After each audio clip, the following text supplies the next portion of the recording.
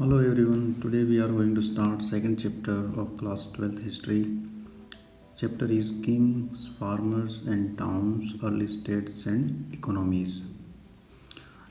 इस चैप्टर में Indian history के जिस टाइम पीरियड के बारे में डिस्कशन है वो 600 BC से शुरू होता है और 600 CE तक चलता है। अगर हम इसे कैलकुलेट करें तो लगभग 1200 ईयर्स का टाइम पीरियड बनता है। इससे पहले जो फर्स्ट चैप्टर हमने पढ़ा था bricks beads and bones which was about Harappan civilisation, तो उसमें हमने देखा था कि हड़प्पन सिविलाइजेशन का एंड लगभग 1900 BC को होता है और ये चैप्टर हमारा शुरू हो रहा है 600 BC से। तो ये जो 1900 BC से लेकर के 600 BC का टाइम पीरियड है, इस दौरान क्या कुछ हुआ इंडिया में उसका ब्रीफ डिस्क्रिप्शन हमारी बुक में दिया है, वो उसकी हम बात कर लेते हैं। According to our book at that time Rigveda was composed. 4 वेद हैं, उसमें से ऋग्वेद का जो कंपोजिशन है वो टाइम पीरियड उस दौरान का है। और इसके साथ साथ जो नॉर्दर्न इंडिया है उसमें कई जगह पर एग्रीकल्चरल सेटलमेंट डेवलप हुई और कई जगह पर पेस्टोरल सेटलमेंट्स भी डेवलप हुई, चरवाहा बस्तियां भी स्थापित हुई। और साउथ और सेंट्रल इंडिया में जो लोग रहा करते थे उनकी कल्चर की एक ख़ास बात हमें पता लगती है and it is about megaliths. Megalith का मतलब होता है बहुत बड़े बड़े पत्थर जिनका वो यूज़ करते थे अपनी डेड बॉडीज़ को जब वो डिस्पोज करते थे, जहाँ पर वो दफनाते थे तो उसे बड़े बड़े पत्थरों से वो वहाँ पर उनको कब्र के आसपास रख दिया करते थे। इन्हें हिस्टोरियंस ने मेगालिथ्स कहा है। और इन ग्रेवयार्ड्स को, इन कब्रों को जब एक्सकेवेट किया गया तो यहाँ से कई बार लोहे के औजार भी मिले हैं, लोहे के बनी हुई चीज़ें भी मिली है। तो इससे ये पता लगता है कि इस टाइम पीरियड में भारत के अंदर लोहे का प्रयोग शुरू हो चुका था। अब ये जो चैप्टर शुरू हो रहा है 600 BC से हो रहा है, यानी कि मतलब हम कह सकते हैं 6th century BC से। तो इस टाइम पीरियड के दौरान इंडिया में there was emergence of early state and empire and kingdoms. At the same time towns were also developed और एग्रीकल्चर प्रोडक्शन भी इंडिया में बढ़ गया। चलिए अब इस स्लाइड में हम देखते हैं कि उस समय का जो इंडिया है उसका मैप ये यहाँ पर दिया हुआ है। थोड़ा सा इसको मैं जूम करके आपको बता दूँ। ये एंशिएंट इंडिया और ये जो टाइम पीरियड है ये 500 BC इसमें लिखा हुआ है। उस समय के जो इम्पोर्टेंट सिटीज़ हैं या जो स्टेट्स हैं उनके बारे में इसमें लिखा हुआ है। अब एक वर्ड इसका मीनिंग हम समझते हैं, इंस्क्रिप्शन। इंस्क्रिप्शंस क्या होते हैं? These are writing engraved on hard surfaces such as stone, metal और पॉटरी। इंस्क्रिप्शंस एक्चुअली में राइटिंग्स हैं जो हार्ड सरफेस पर लिखी जाती थी, एनग्रेव्ड की जाती थी। और ये हार्ड सरफेस हो सकती है स्टोन की हो, मेटल की हो या पॉटरी की हो। यहाँ पर आप एक एग्जांपल देख सकते हैं, ये अशोका का इंस्क्रिप्शन है और अशोका ने बहुत सारे इंस्क्रिप्शंस इंडिया में बनवाए। ये एक रॉक के ऊपर एनग्रेव्ड किया हुआ इंस्क्रिप्शन है। और इंस्क्रिप्शंस जो बनवाए जाते थे, जिनके द्वारा बनवाए जाते थे, वो उनका मकसद इसके पीछे क्या होता था? वो चाहते थे कोई इन्फॉर्मेशन, कोई मैसेज लोगों तक पहुंचाना या अपनी कोई अचीवमेंट के बारे में लोगों को बताना। तो इसके लिए इंस्क्रिप्शंस की शुरुआत होती है इस टाइम पीरियड में। Later on inscriptions were used to make land grants also. बाद में इनका यूज़ लैंड ग्रांट देने के लिए भी हुआ है, जो हम आगे पढ़ेंगे। अब इंस्क्रिप्शंस की जो स्टडी होती है दैट इज़ कॉल्ड एपिग्राफी। अभिलेखों को पढ़ने की जो शाखा है, जो ज्ञान है, उसे हम अभिलेख शास्त्र कहते हैं। तो और जो ये काम करता है उसे एपिग्राफिस्ट कहते हैं। तो इंडिया में एक बड़े एपिग्राफिस्ट हुए, जेम्स प्रिंसेप। उनका पिक्चर आपको यहाँ पर ये दिखाई दे रहा है। जेम्स प्रिंसेप का बहुत बड़ा रोल है इंडियन हिस्ट्री को शेप देने में, क्योंकि ये जो अशोक का इंस्क्रिप्शन आप यहाँ पर देख रहे हैं, ऐसे कई इंस्क्रिप्शन जो अशोका के मिले जिनके बारे में हम आगे भी बात करेंगे। तो ये मेनली ब्राह्मी और खरोष्टी स्क्रिप्ट्स में लिखे गए। और जेम्स प्रिंसेप से पहले कोई भी पर्सन ब्राह्मी और खरोष्टी स्क्रिप्ट्स को पढ़ नहीं पाया, but James Prinsep he was an officer in East India Company and appointed in India during 1830s. He was very much interested in Indian history and he started to uh, decipher Brahmi and Kharosthi script which were used in Ashoka's inscription. और उनको इसमें सफलता हाथ लगी। उन्होंने जब इसका उसको पढ़ लिया, इसका मतलब समझ लिया, तो उसके बाद जितने भी इंस्क्रिप्शंस थे अशोका के वो सब पढ़ लिए गए। कॉइन्स के ऊपर जो कुछ लिखा था वो भी पढ़ लिया गया और इससे इंडियन हिस्ट्री का बहुत बड़ा फ़ायदा हुआ। हमें कई सारी बातें इंस्क्रिप्शन से पता लगी, क्योंकि इंस्क्रिप्शन जो होते हैं वो बहुत ही रिलायबल सोर्स होते हैं हिस्ट्री को जानने में, क्योंकि इनमें कोई भी परिवर्तन बाद में नहीं कर सकता। जब ये बनाए गए उस समय जो स्थिति जो लिखे गए ये उसी अनुरूप होते हैं। लिटरेचर सोर्स में कई बार हम देखते हैं कि चेंजेस आ जाते हैं, लेकिन इसमें चेंजेस की गुंजाइश नहीं होती। दूसरी बात, इसमें कई बार डेट्स भी लिखी होती है, तो उससे हमें ये भी पता लग जाता है कि ये किस टाइम पीरियड का है। तो inscriptions are very reliable source to know about the past. James Prinsep ने देखा कि ये जो अशोका के इंस्क्रिप्शंस थे उनमें कई जगह पियदस्सी वर्ड यूज़ किया गया है।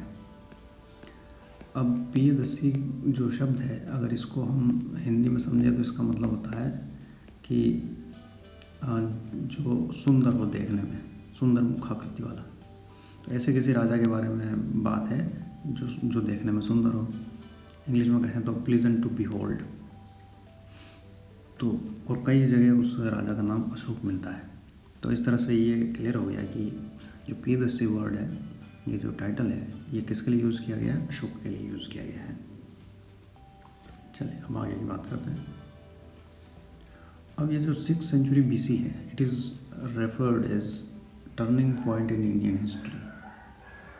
और ये एग्ज़ाम में क्वेश्चन भी आता है, इम्पोर्टेंट क्वेश्चन बनता है कि 6th सेंचुरी BC को टर्निंग पॉइंट क्यों कहते हैं, महत्वपूर्ण समय क्यों कहते हैं भारत के इतिहास में। तो इसकी जो वजह है वो है, एक तो because it was a time of emergence of early states, cities. It was a time of growing use of iron. It was a time of the development of coinage. At the same time, different systems of thoughts also developed. For example, Buddhism and Jainism. 6th century BC को महत्वपूर्ण काल इसलिए माना जाता है क्योंकि इस time period में बहुत सारे चेंजेस हमें देखने को मिलते हैं। एक तो यहाँ पर इंडिया के अंदर जो है अर्ली स्टेट्स और सिटीज़ डेवलप हुए। हड़प्पा का जो हमने चैप्टर पढ़ा था उसमें हमने देखा था कि सिटीज़ का डेवलपमेंट बहुत ही अच्छे ढंग से हुआ था, जैसे हड़प्पा, मोहनजोदड़ो, चहुंदड़ो, लोथल, ये सब थे। लेकिन उसके बाद लंबे टाइम पीरियड का जो गैप है उसमें हमें किसी सिटीज़ के बारे में नहीं जानकारी मिलती। ये 600 BCE से वापस हम देखते हैं कि भारत के अंदर बड़े शहरों की स्थापना, उनका डेवलपमेंट होना शुरू हुआ। फिर eight the same time iron का यूज़ बढ़ गया। इससे पहले आयरन का यूज़ बहुत नाम मात्र का या था ही नहीं। हमें पता है कि हड़प्पन सिविलाइजेशन में आयरन का पता ही नहीं था, वो लोग कॉपर यूज़ किया करते थे। फिर डेवलपमेंट ऑफ कॉइनेज, सिक्कों की शुरुआत हुई, सिक्कों का सिस्टम शुरू हुआ। लेन देन में सिक्कों के ज़रिए लोगों ने ख़रीदना और बेचना का काम शुरू किया। इससे पहले बार्टर सिस्टम चला करता था, यानी कि वस्तु विनिमय। लेकिन अब हम देखते हैं कि इस समय तक आते आते कॉइन्स का सिस्टम भी शुरू हो गया। फिर हम देखते हैं कि रिलीजियस और स्पिरिचुअल फील्ड में भी कई डेवलपमेंट हुए। कई तरह के different schools of thought develop हुए। फॉर एग्जांपल 2 उसमें बड़े इंपॉर्टेंट है, एक तो बुद्धिज़्म और एक जैनिज़्म। तो इसलिए 6th सेंचुरी BC को बड़ा टर्निंग पॉइंट इंडियन हिस्ट्री में माना जाता है। अब इसमें एक जो शब्द आ रहा है 16 महाजनपद, 16 महाजनपदों की इस समय शुरुआत हुई। ये 16 महाजनपद क्या है, इसको थोड़ा समझते हैं। सबसे पहले जो महाजनपद शब्द है इसका मीनिंग हम क्लियर कर लेते हैं। देखिए इसमें आ रहा है एक तो महा और एक शब्द आ रहा है जनपद। हमारी बुक के हिसाब से बुक में दिया है अलग से बॉक्स बनाकर जनपद का मीनिंग। जन का मतलब हुआ लोग और पद का मतलब पाँव। लोग जहाँ पर पाँव रखते हैं तो वो जनपद हो गया। अब ये तो शब्द से अर्थ हुआ। अब इसका हम वास्तव में मीनिंग समझते हैं कि 6th सेंचुरी BC से पहले हम देखते हैं कि लोग जो है मूवमेंट में रहते थे, घूमते रहते थे कि उन्हें कहीं आइडियल सिचुएशन मिले, लोकेशन मिले जहाँ पर वो रह सकें, ताकि उनकी जो भी ज़रूरतें हैं वहाँ से पूरी हो जाएं। वो खेती भी कर सके, पानी भी अवेलेबल हो, अदर रिसोर्सेज भी अवेलेबल हो, जहाँ पर किसी तरह के दूसरे खतरे भी कम हो। तो people use to wander from one place to another place and they use to reside a place which was most suitable for them. तो ऐसे प्लेस के लिए जनपद शब्द का इस्तेमाल किया गया, जहाँ पर लोगों ने रहना शुरू कर दिया, जहाँ लोगों ने अपने पाँव रख दिए और वहीं रहना शुरू हो गए।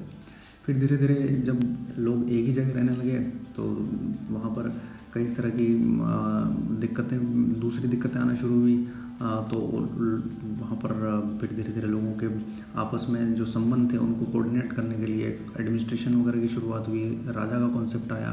तो इस तरह से धीरे धीरे इंस्टीट्यूशंस भी डेवलप होना शुरू हुए और बाद में जाकर के कुछ जनपद इतने ज़्यादा पावरफुल हो गए कि उन्होंने अपने आसपास के जनपदों को कॉन्कर करना शुरू कर दिया, जीतना शुरू कर दिया। तो जो जनपद थे पहले जो छोटे हुआ करते थे, अब वो बड़े हो गए, और बड़े हो गए तो इसलिए उनका नाम महाजनपद हो गया। हिंदी में आपको पता है महा का मतलब होता है बड़ा, तो बड़े जनपद हो गए।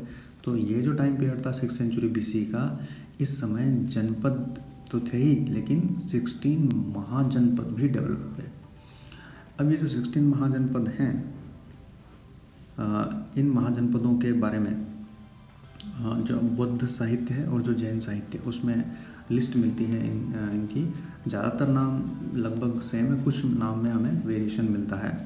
तो ये जो 16 महाजनपद थे, आगे हम देखेंगे इनकी लोकेशन भी, तो ये बहुत ताकतवर बन गए। अब ये जो 16 महाजनपद थे, they can be further divided into 2 categories. इनको हम 2 हिस्सों में बांट सकते हैं। 2 तरह के थे। एक थे रूल्ड बाय किंग्स। यहाँ पर क्या होता था, सिंगल रूलर, एक ही राजा रूल किया करता था। और दूसरी कैटेगरी के थे गणाज या संगा। यहाँ पर ग्रुप ऑफ किंग्स रूल करते थे, यानी कि एक ही राजा नहीं होता था, कई सारे राजा मिलकर के रूल करते थे। तो 2 कैटेगरी कौन सी हो गई, एक तो हो गई रूल्ड बाय किंग्स और एक हो गई गणाज और संगा। 4th चैप्टर में हम महावीर और बुद्ध के बारे में जानेंगे। तो उसमें हमें पता लगता है कि जो महावीर और बुद्ध थे वो इसी तरह के 2nd कैटेगरी के जो महाजनपद है उससे रिलेटेड थे। अब महाजनपद की भी कुछ खास बातें थी। एक तो they use to have fortified capital city. उनकी एक कैपिटल सिटी होती थी और उसको वो किले से घेर देते थे। फिर उस समय जो ब्राह्मण्स थे उन्होंने धर्म सूत्र लिखे और वो धर्म सूत्र के अकॉर्डिंग कुछ बातें थी, जैसे कि क्षत्रिय जो थे उनको रूल करने के लिए कहा गया, वो रूल किया करते थे। और उनको because a lot of expenditure was done on administration and on army and bureaucracy, तो इसलिए उनको उस एक्सपेंडिचर को पूरा करने के लिए कलेक्शन ऑफ टैक्स और ट्रिब्यूट्स के बारे में सजेशन दिया गया कि उन्हें अपना शासन चलाने के लिए, अपनी आर्मी के लिए, अपनी ब्यूरोक्रेसी के लिए जो खर्चा होता है उस खर्चे को पूरा करने के लिए लोगों से, फार्मर्स से, ट्रेडर्स से, आर्टिजन से, इनसे टैक्स लेना चाहिए, ट्रिब्यूट भी लेना चाहिए। और महाजनपद की खास बात थी कि उन्होंने अब अपनी परमानेंट आर्मी, स्टैंडिंग आर्मीज़ बनाना शुरू कर दी। इससे पहले के टाइम पीरियड में जनरली स्टैंडिंग आर्मीज़ नहीं हुआ करती थी, परमानेंट आर्मी नहीं होती थी। जब भी जनपद आपस में लड़ते थे तो एट अ टाइम लोग जो डिफरेंट ऑक्यूपेशन में लगे होते थे, फार्मर्स वगैरह, उनको सोल्जर्स बना करके लड़ाई लड़ ली जाती थी। और जैसे ही लड़ाई ख़त्म हुई फिर वो अपने ऑक्यूपेशन में लग जाते थे। लेकिन जो महाजनपद है उस समय तक आते आते परमानेंट आर्मी का कॉन्सेप्ट डेवलप हो गया, क्योंकि अब ये जो बड़े बड़े महाजनपद थे, ये इनका जो मजबूती का आधार था उसमें आर्मी एक बहुत बड़ा रोल प्ले करती थी। तो अब परमानेंट आर्मी रखने का प्रचलन शुरू हो गया। Eight the same time regular bureaucracies का भी सिस्टम शुरू हुआ। ब्यूरोक्रेसी वर्ड का मीनिंग हम समझ लेते हैं। राजा जब जनपद हुआ करते थे तो राजा का काम बहुत कम हुआ करता था, क्योंकि छोटा एरिया था, लोग कम थे, तो राजा को बहुत ज़्यादा हेल्प की ज़रूरत नहीं पड़ती थी अपने सबऑर्डिनेट्स की ज़रूरत नहीं पड़ती थी। लेकिन महाजनपद का एरिया काफ़ी बड़ा था, पॉपुलेशन भी ज़्यादा थी, तो अकेला राजा इतना सारे बड़े एरिया पे रूल नहीं कर सकता था, सारे मामले वो अकेला सॉल्व नहीं कर सकता था, उसको हेल्प की ज़रूरत थी। तो a number of officers were appointed, eight the same time subordinates were also appointed. तो ये जो ऑफिसर्स और उनके सबऑर्डिनेट्स और ये जो थे, इन सबको मिला करके हम ब्यूरोक्रेसी वर्ड देते हैं, नौकरशाही हिंदी में इसके लिए शब्द इस्तेमाल होता है। तो अब ब्यूरोक्रेसी अगर बना दी, ऑफिसर्स अपॉइंट कर दिए, कई तरह के मिनिस्टर्स हो गए, उन सबको देने के लिए पेमेंट देने के लिए पैसे की ज़रूरत होती थी, आर्मी के लिए ज़रूरत होती थी, इसीलिए टैक्सेस का कलेक्शन शुरू हुआ।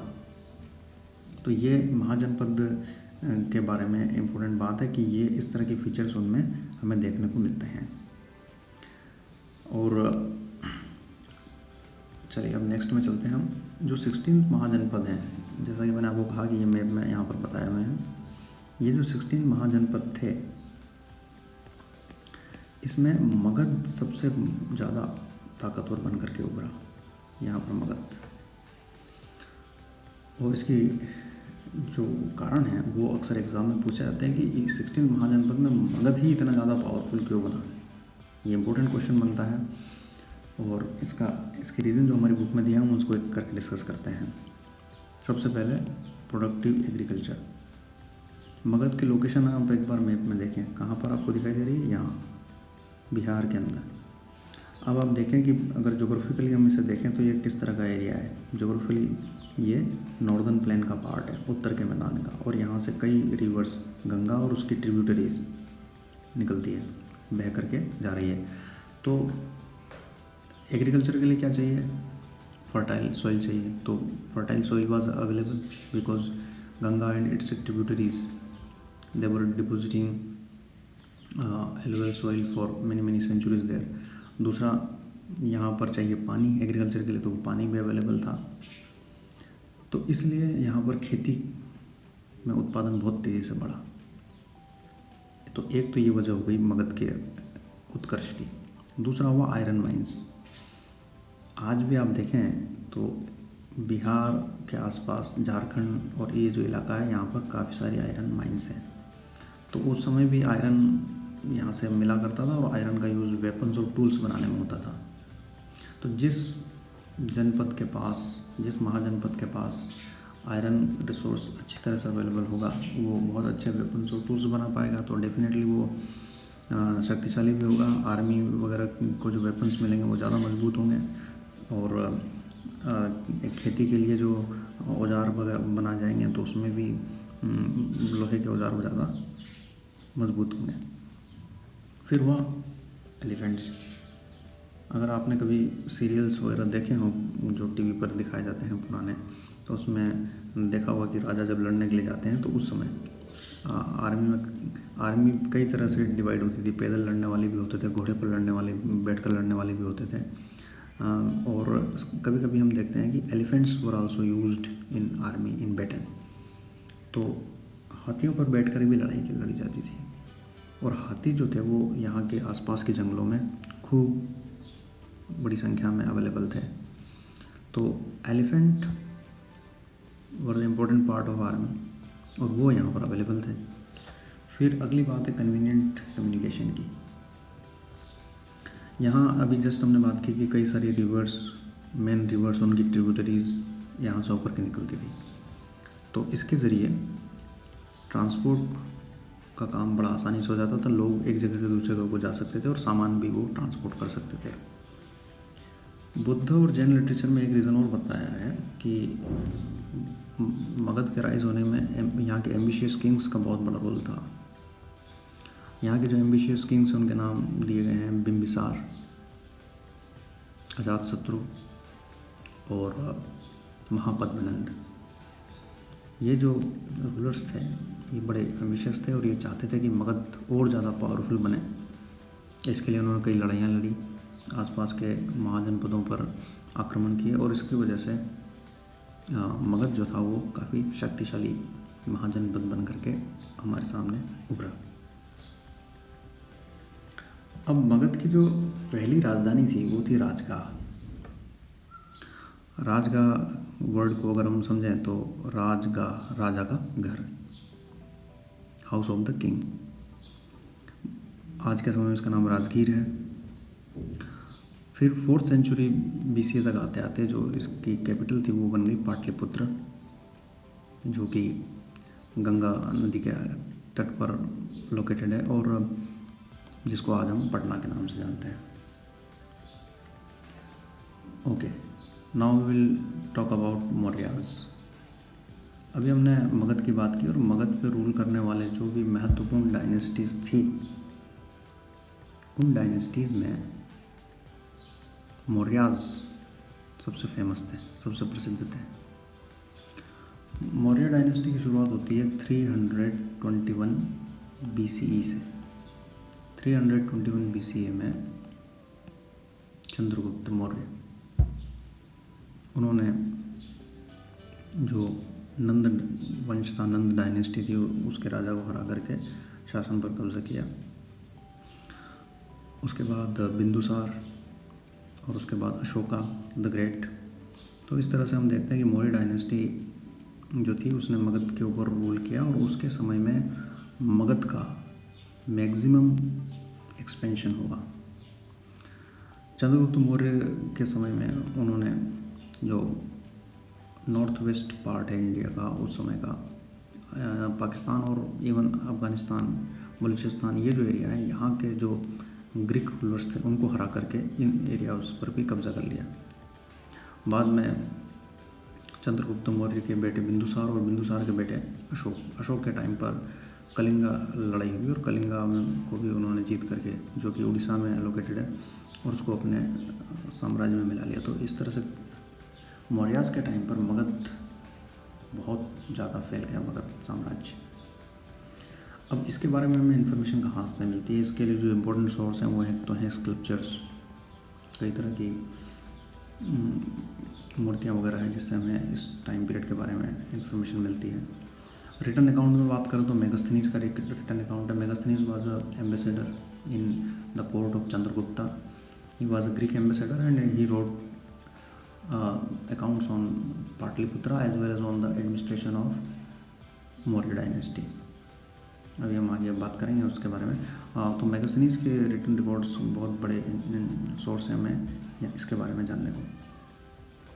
इसके बाद कौटिल्य, जिसको चाणक्य भी कहते हैं, जिनको माना जाता है कि he was the minister of Chandragupta Maurya, और ऐसा माना जाता है कि जो अर्थशास्त्र नाम की बुक है उसका ज़्यादातर पार्ट चाणक्य के द्वारा लिखा गया, और ये एक बहुत ही वैल्यूएबल सोर्स है उस टाइम पीरियड के बारे में जानने को और मौर्य डायनेस्टी के बारे में जानने को। Eight the same time Buddhist, Jain and Puranik literature, ये भी बहुत इम्पोर्टेंट रोल प्ले करता है हमें मौर्यास के बारे में इंफॉर्मेशन देने में।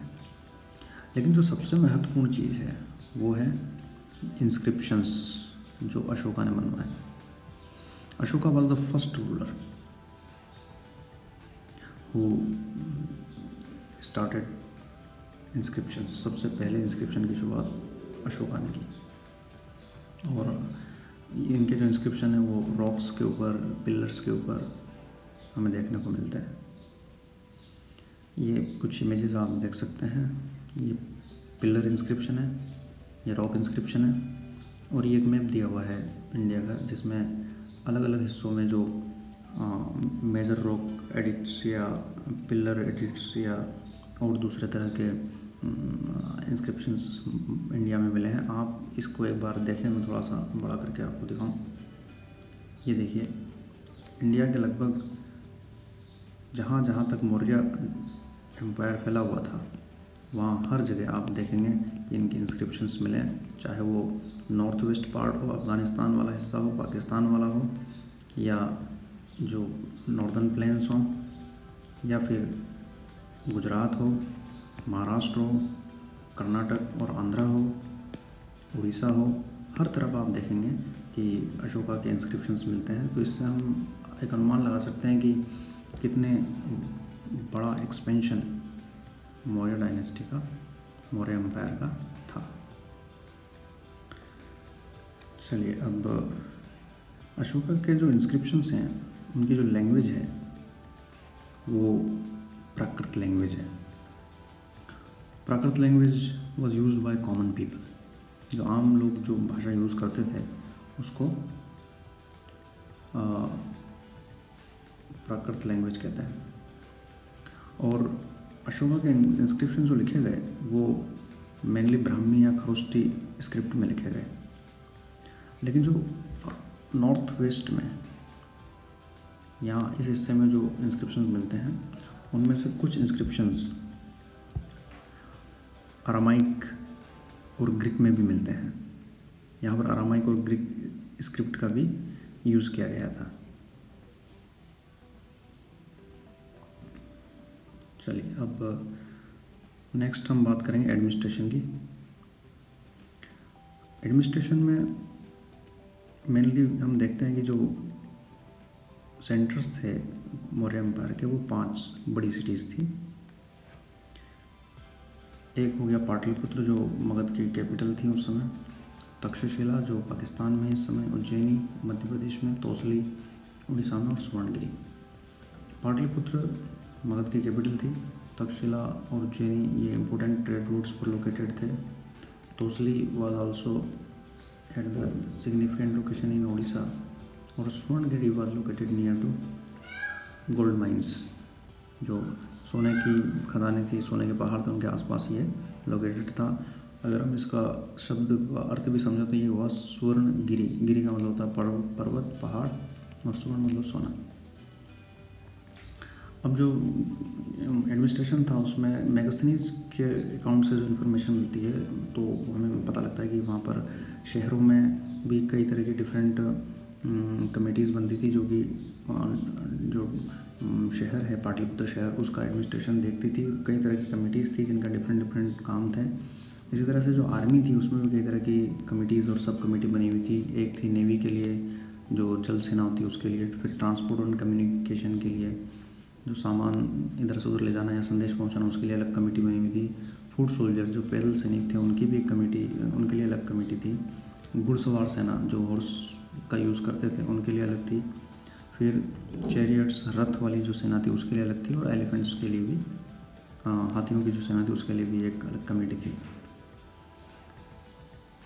अब अशोक के जो इंस्क्रिप्शंस हैं उनसे हमें पता लगता है कि अशोका ने जो उसके स्पिरिचुअल थॉट्स थे, रिलीजियस थॉट्स थे, जिनको हम धम्म वर्ड भी दे सकते हैं। हिस्ट्री में उसके बारे में धम्म शब्द का इस्तेमाल किया गया, जो उसके अपने विचार थे धर्म के बारे में या अध्यात्म के बारे में।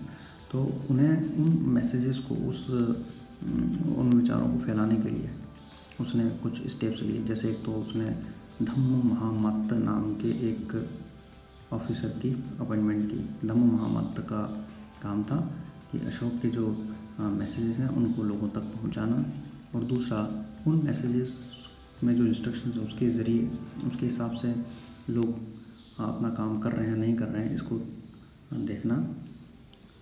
अब अशोक के जो ये जो इंस्क्रिप्शंस हैं इसमें जो मैसेज थे, जनरली जो धम्म के मैसेज हैं उसमें एक तो ये था कि जो एल्डर्स हैं उनके लिए रिस्पेक्ट होना चाहिए सबको। जो ब्राह्मण और जो वो लोग हैं जिन्होंने दुनियादारी का जीवन छोड़ दिया, वर्ल्ड लाइफ छोड़ दिया है, उनके लिए सम्मान होना चाहिए, उदारता होनी चाहिए। इसके अलावा लोगों को अपने स्लेव्स और सर्वेंट्स, नौकर और दासों के साथ अच्छा बिहेव करना चाहिए, और लोगों को दूसरों के रिलीजियस बिलीव्स का रेस्पेक्ट करना चाहिए, उनका सम्मान करना चाहिए। आज के टाइम में अगर हम बात करें तो ये जो नेशनलिस्ट लीडर थे हमारे 20वीं सेंचुरी के, उन्होंने अशोका के इन इंस्क्रिप्शंस को बहुत ही महत्व दिया और बहुत सी इंस्पिरेशन उनको अशोका के इन मैसेजेस से मिली। अब ये जो मौर्यन एम्पायर है ये ऑलमोस्ट 150 ईयर्स तक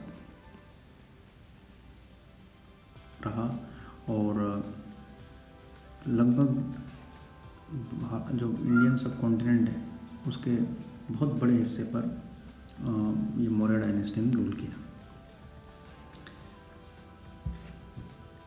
चलिए ये हम आज यहीं पर इसको रोकते हैं और ये जो क्वेश्चन बनते हैं इसके ऊपर उसको हम ज़रा देख लेते हैं। Why is the 6th century BC is often regarded as a major turning point in Indian history? Was James Prinsep?